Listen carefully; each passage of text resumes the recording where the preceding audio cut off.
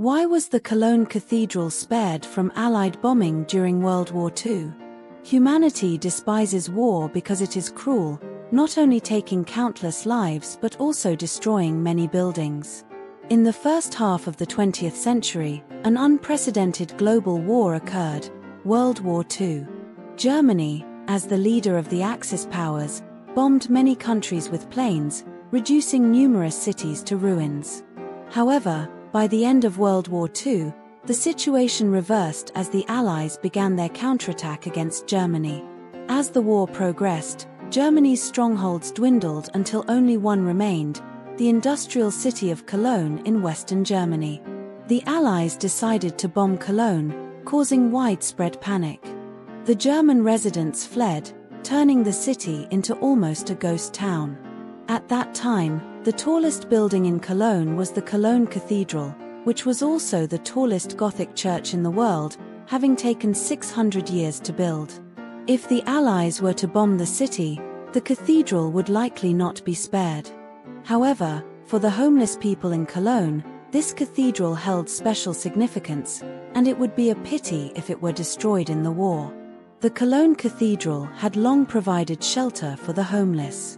In its dark underground passages, many impoverished and destitute people, including the disabled, had found refuge.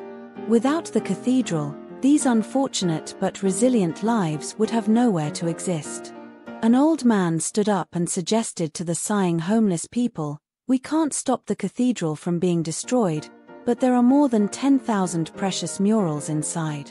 We must protect these murals." Everyone immediately agreed, and after quickly discussing, they sprang into action, going outside to find ladders because the ones inside the cathedral were locked. After much effort, they found ladders.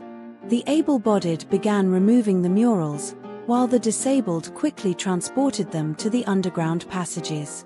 Everyone worked diligently, knowing that time was running out. Unfortunately, the Cologne Cathedral was too large. As they reached the highest levels, the roar of engines filled the air. The bombers had arrived. What to do? Flee for their lives? But the murals were almost fully removed. The homeless mural removers did not flinch. They silently glanced at each other and continued their work. Since the murals on the highest level needed to be removed from the outside, several homeless individuals, risking their lives, hung themselves outside the tower with ropes, fully exposed beneath the bombers. This scene was seen by the Allied pilots. They were incredulous.